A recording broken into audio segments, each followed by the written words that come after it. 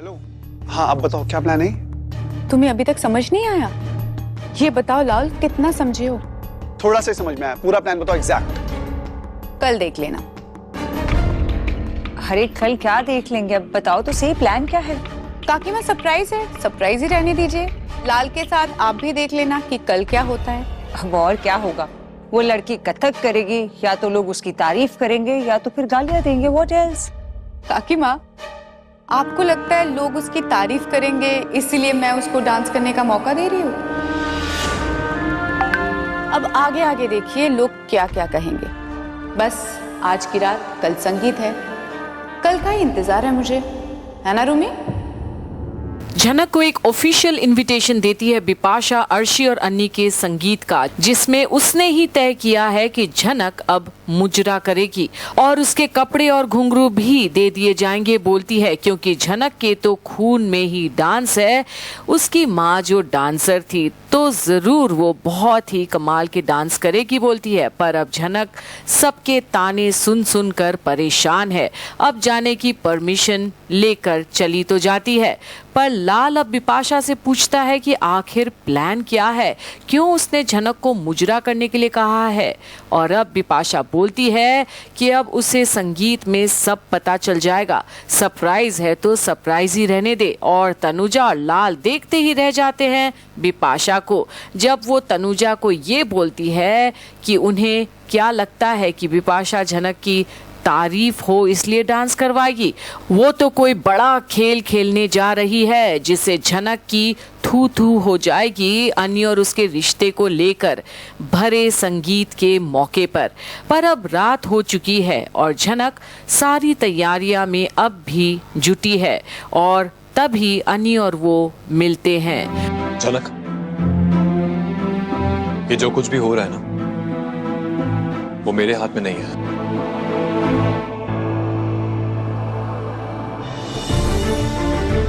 क्या कहना चाहते हैं? मैं कुछ समझी नहीं। मुझे बस कहने का मन किया। साफ साफ बोल दीजिए ना सर जी, क्या चल रहा है आपके दिमाग में? सब कुछ साफ साफ बोलने की जरूरत है क्या? तुम्हें नहीं समझ में आ रहा मैं क्या कहना चाहता हूँ? क्योंकि वो उसे वहां लेकर आए हैं इसलिए उन्हें इतना सब कुछ सुनना पड़ रहा है उसके चलते, और उसे भी। तो आखिर ये सब अन्नी क्यों कर रहा है, क्यों वो झनक के लिए इतना कर रहा है जो एक मामूली लड़की है।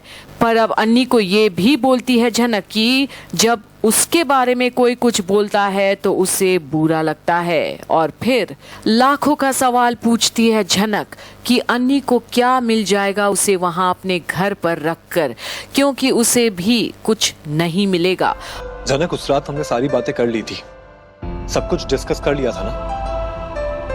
तुम्हें पता था कि अर्शी रिएक्ट करेगी, फिर भी तुम यहां आई ना, तो अब तुम क्यों रिएक्ट कर रही हो?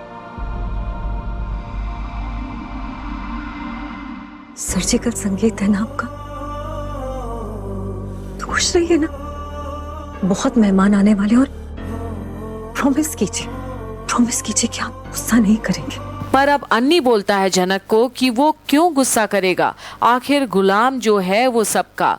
पर झनक चौंकती है अन्नी की इन बातों पर अब भी अन्नी कहता है कि वो गुलाम है उस घर का, उस समाज का, और बोलता है कि चाहकर भी सब कुछ छोड़कर भागने की हिम्मत नहीं है उसमें।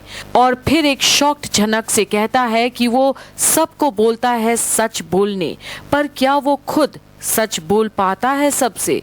और बोलता है कि उसने अर्शी के साथ रहने का प्रॉमिस किया था, और अब पूछता है कि क्या वो प्रॉमिस निभाए या, पर वहीं रुक जाता है। और झनक की सांसें तेज होती है अन्नी की ये बातें सुनकर और पूछती है या, पर अब अन्नी उसे देखकर बोलता है। और बस झनक अन्नी को देखते ही रह जाती है कि काश वो सच हकीकत में बोल देता जो वो बुखार की हालत में बोला था उसे। पर अब क्या अर्शी को छोड़ सकता है अन्नी झनक के लिए, या जैसा उसने कहा वो अब अपने ही सोच का गुलाम बन गया है। देखते रहिए आगे क्या होता है अन्नी और झनक के बीच, यही कंप्लीट बॉलीवुड पर, जहां अन्नी और अर्शी की संगीत होने जा रही है।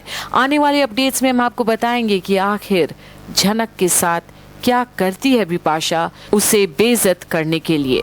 क्या प्रॉमिस करूं मैं? और क्यों गुस्सा हूं? मेरे पास ऑप्शन ही क्या है?